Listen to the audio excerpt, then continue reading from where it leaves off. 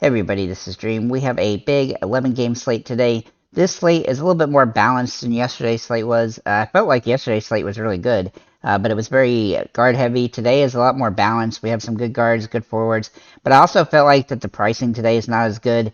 I feel like there's really not any guys that just jump off the page that make you want to use those guys as must plays, but there's a lot of good plays.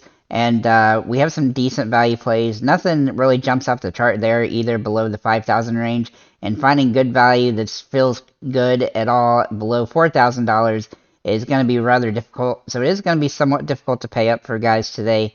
But just that said, we still have some really good options available. So we'll go through these guys. We're going to start with the guards here and start with Jalen Pickett. For Penn State, he is pretty expensive today, so he's going to be hard to roster. Not only that, but he's on one of the lowest scoring teams on the slate. But he has good upside here. This game should be close. His floor is around 30 fantasy points, and his ceiling has double-double potential. In 2 career games against Northwestern, he's been over 33 fantasy points, and he has had a couple really big games that were 50 fantasy points, or 59 fantasy points rather, in 2 of the last 4 games this season. So I look for him to be a good option despite the fact that he's in a lower scoring game. But he is a little bit risky to his price. But he does have just as much upside as anybody on the slate. Him and Oscar Tshiebwe, obviously, at forward are probably the top picks on the slate in general from that perspective. Then we're going to look at Baylor Shireman from Creighton at $8,200. He's been decent for most of the season. He's only had a couple games under 20 fantasy points all season long. And he has a good upside here. Though in the last 7 games, he's had 4 games under 25 fantasy points, which is a little bit of concern. But he is in a good up-tempo game, and he did get 30 fantasy points last time he played Georgetown. So tread carefully here, but he is on the highest scoring team on the slate and has some good upside as a result. Then we're going to look at Jordan Hawkins for Connecticut. At $8,100. In some of the last 9 games, he scored more than 20 actual points, and he has been alright rebounder as well, leading to some decent fantasy point numbers. His price has obviously come up some as a result of that. In 6 of the last 9 games, he's been over 30 fantasy points, and he has a nice matchup here with DePaul. I look for him to have a good opportunity to continue to have success. Then we're going to look at Devin Carter for Providence. He seems like the safest player on Providence today. He has a good upside and a decent floor. His price is still pretty good, and he is on the highest scoring game in the slate, and he should be a guy that gets a lot of stats here. He's been getting 30 fantasy points against Xavier the last time out, and if he can do that again, he should be good to go here. Then we're going to look at Wendell Green for Auburn. Now, he's a little bit risky because he's playing against Alabama, who's one of the top teams in the country. But his price point is still pretty solid, and he's been really good against Alabama in 3 career games. He's been over 35 fantasy points in all 3. A few weeks ago, he had 35 fantasy points against them as well. He's had a few bad shooting games lately, but that's the only real concern here. He has a good upside for this price and has been playing pretty well. Ryan Nimhard for Creighton also looks fairly interesting today. He is a little bit overpriced, but he is on the high-scoring team on the slate, which helps. And he has been really solid all season long. The last game he put up was a rare dud, but look for him to bounce back here and have a nice big game. I expect him to play well in this one. And then finally, last but not least, for the point guards, we're going to look at Jay Health at $6,300. Or Heath, sorry. For Georgetown. Now, they aren't favored to win this game, and they are a low-scoring team. But he's probably one of the better options when it comes to his price on the slate. And so he looks like a reasonable option if you want to save some money at guard. He's not a must-play by any stretch of imagination, but he is interesting and has been playing well as of late. And then we're going to get into our forwards. I have some value plays in guard and forward as well that I'll mention at the end.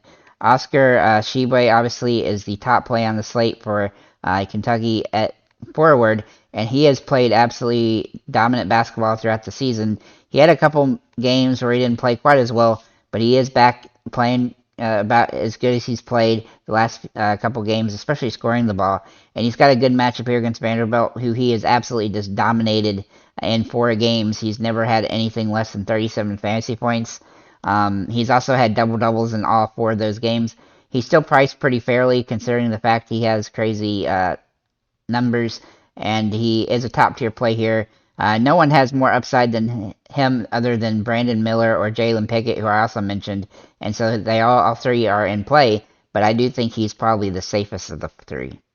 Then we're going to look at Brandon Miller, who also has really good upside today for Alabama. He's been playing absolutely great basketball lately. He is in a tough game against Auburn, which was the worst game he's had in conference play this year, the last time they played. But he has been playing well as of late, and I do think he has a good floor. He's only had 5 games all season long under 30 fantasy points, so I do think he's a guy that you have to consider here as a great option, especially a good option off of Oscar or Pickett if you wanted to.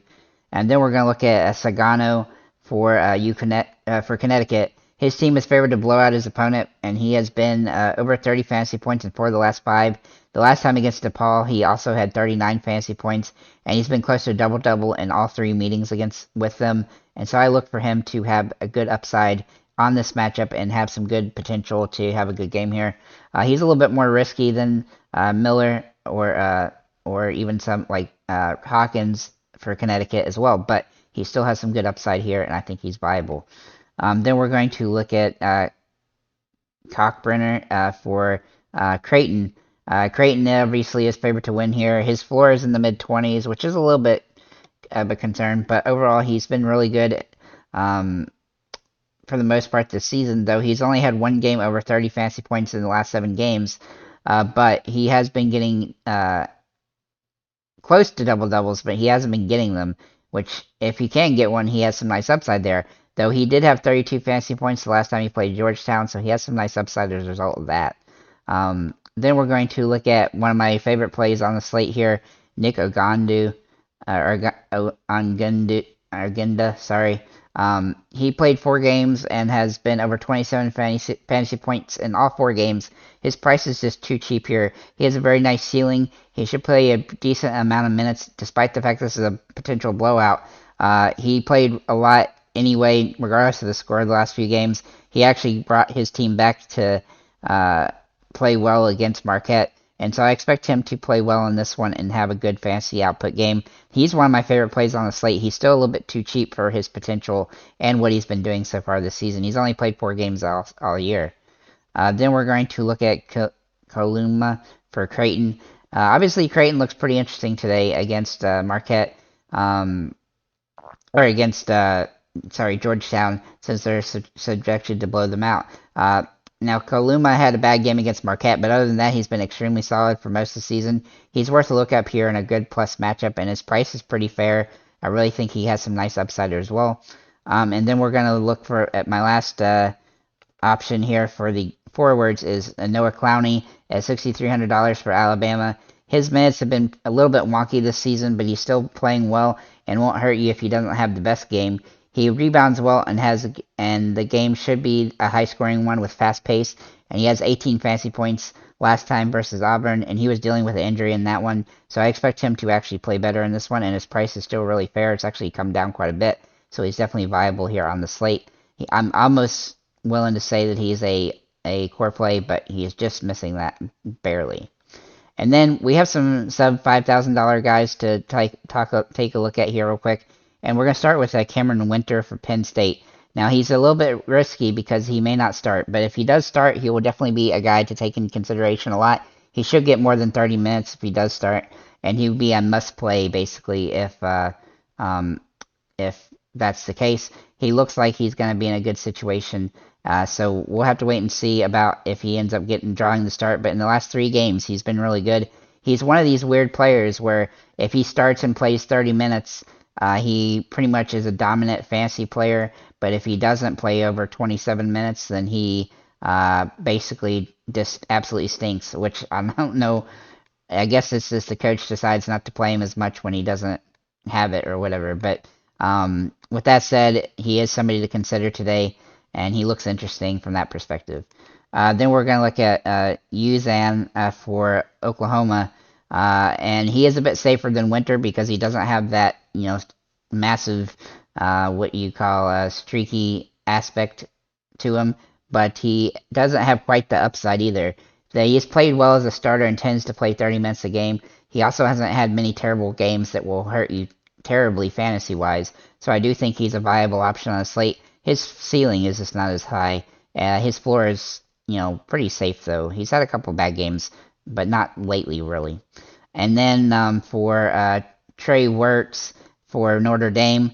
Now, this is very contingent on Hammond not playing. He is currently a game time decision, but if Hammond is out and he starts, he will become a must play and a core play on the slate. So do keep that in mind, but you do want to make sure that Hammond isn't going to play for Notre Dame. If he does start, though, he usually plays around a bunch of minutes, and he's been over 20 fantasy points in all of them. He has really good upside if he does end up starting. He's one of the few guys that comes off the bench that becomes a starter as a result of injuries that would be in really good spot. So I really think he's a great option. And then I'm going to mention Alabama here. They basically have Federico Bradley and Jalen Quinterly that are all kind of in the same minutes range. They all have some upside today. None of them jump off the page as great plays, but they all have some interesting upside as a result of this situation. So with that said, that's what I have for my plays for today. Now I will get into the team part of this here. So we're going to start with the Xavier game. Let me clear this. So Xavier and Providence. This game is a 4-point spread with Providence projected to win. Carter is the top player on this team. He's priced pretty fairly. Croswell and Bynum also have a little bit of upside here. Everyone else is either overpriced and doesn't get enough minutes. Despite it being a high-scoring game, there's really not a ton to like about Providence outside of Carter, so do keep that in mind. But Carter definitely has the most upside in this game. As for Xavier, they are way priced up as a result of, I guess, the Vegas total, and they really just don't look all that interesting. Claude has some low-end Hail Mary value. Jones and Hunter are risky low-end plays, but that's about it. I'm probably going to stay away from this team. If you wanted to make some contrarian lineups, though, you could definitely stack this game with a high-risk, high-reward potential. Okay, as for the Connecticut DePaul game here, Connecticut is in a good spot. Connecticut has played and is projected to win this game by 17 fantasy points, or 17 real points, rather. They have Sanugu and Hawkins, who should be good options. Jackson has some upside here, and then Klinghan has some low-end value. That's Donovan Klinghan. And this game looks like it's going to be a blowout, and Klinghan should get a couple extra minutes as a result of that. As for DePaul, they didn't fare well last time they played UConn, and they didn't have Uganda that time either. He should play well in this game and play a good amount of minutes. With some of the guys potentially out, that would also give him even more usage. Though he's a top tier play no matter what on this slate. You can also make a good argument for Gibson and Johnson, but they are riskier. But those three guys should all play big minutes, and if they can keep it relatively within a 10 to 15 point game for most of the second half. As for the Kentucky Vanderbilt game, for the Kentucky Vanderbilt game. We have the starting five for Kentucky is favored to win by 10 points. Oscar, Wallace, Toppin, Reeves, and Livingston all have some good upside here in that order. But I think it's best to bet on Oscar and then go elsewhere, as the other four have some streakiness in them this year. But they do play a lot of minutes, and I do expect them to play well in this one. You could do a stack of Kentucky if you really wanted to today, though I do think it's probably pretty risky to do that. But because they aren't always that consistent.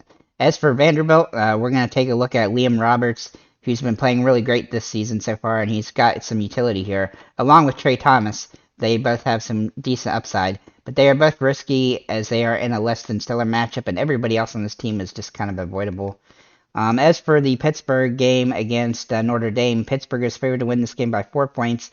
It is a pretty decent scoring game, not the highest scoring or the lowest scoring, so that's good. Cummings and Burton both have some utility here for Pitt, though slightly overpriced. Elliott and Henson seem slightly decent, though they should have some low-end upside. All four of the guys I mentioned also play over 30 minutes, which is definitely a benefit in fantasy, so do keep that in mind, but they still have some risk involved. As for Notre Dame, they have some interesting utility here, though some limited upside. If Wirtz starts and Hammond is out, he will become a great value play here. Ryan and Lazowski have some low-end playability here, but I don't like much anybody else. The only benefit here is that their stars play a lot of minutes most of the time, so that's an advantage in a tight game, but it's still kind of risky. As for the Maryland and Ohio State game, let's find that here. Maryland is favored to win this game by 1 point.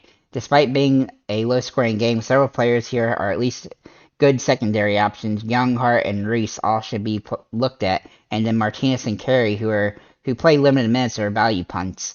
So if you need a cheap guy, then this is definitely a team to take a look at to try to find one.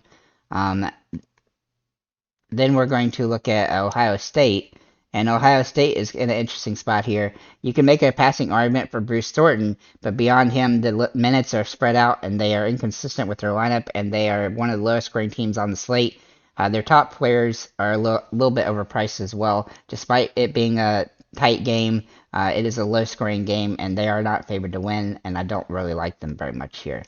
And then for the Alabama-Auburn game, we're going to start with Alabama. Miller and Clowney, excuse me, are good options to consider here and should get the most minutes on the team.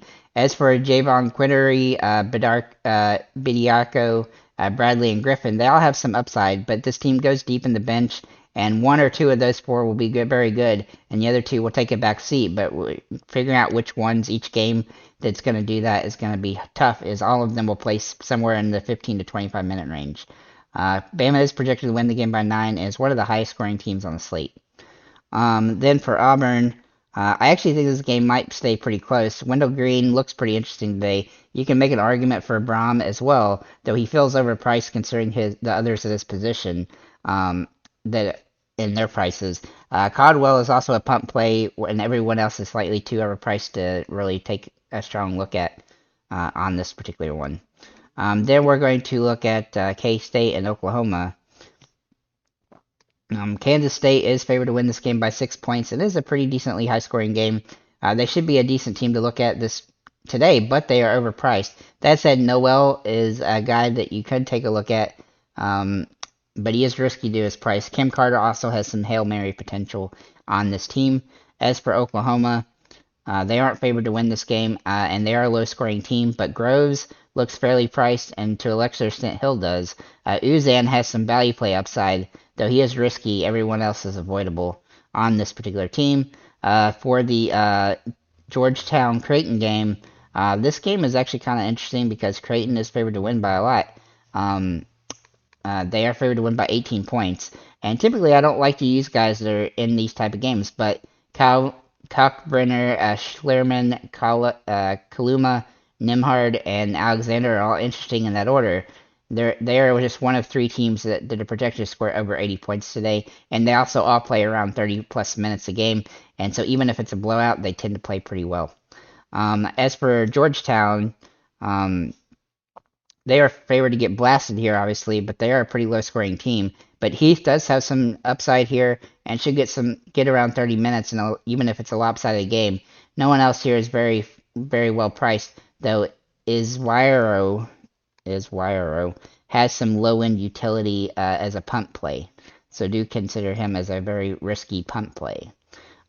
Okay, as for the TCU and Texas game, TCU has 8 or 9 guys that play over 15 minutes a game, and Coles has some low-end upside, but he only plays 20 minutes, so he is the best fantasy points per minute guy on the team. He doesn't even start, though.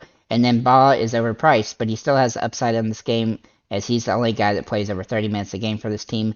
They should theoretically be a decent team to use, but they just play a lot of guys, and so it's harder to use a team in that situation. But they do have a couple guys that are worth taking a look at.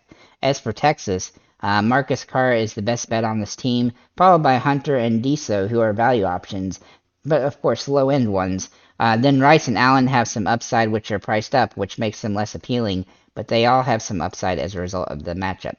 As for this LSU-Missouri game, Missouri is favored to win this game by 4 points. I do think the spread here is a little bit, or the total points at 148 is a little bit high for this game. I kind of feel like it's going to be more a defensive game, and Missouri sometimes does like to turn games into defensive battles.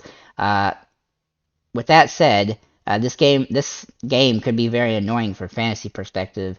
They do have three guys, Brown, Hodge, and Honor, who look decent, but if it turns into the defensive game, it may get ugly, and Missouri tends to do that. These guys are very streaky as scoring-wise as well. Gamillion also has some Hail Mary value on this team. As for LSU, it's really hard to like anybody on this team because they are streaky. They do play a couple guys over 30 minutes, but they do go deep in the bench, and I think the scoring total for this game is higher than it should be. KJ Williams is in play, but not much else, and he's pretty risky at that. And then last but not least, we have the Penn State Northwestern game, which also happens to be the lowest scoring game on the slate.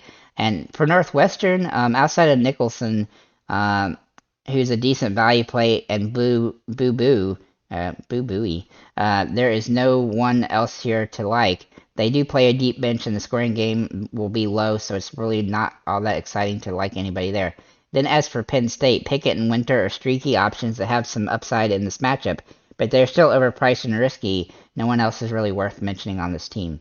So that's pretty much what I have here. Just to give you a rundown quickly here of this, we have 9 teams that are projected to score under 70 points today. We have 13 teams over 70 points, 3 teams over 80 points. 2 games are over 150 point spreads, and then 7 games are over 145, and then we have 4 games under 144 and 2 games under 137. So with that said, guys, thank you for liking, commenting, subscribing. If you have any comments or questions, feel free to leave them below, and have a nice day, guys.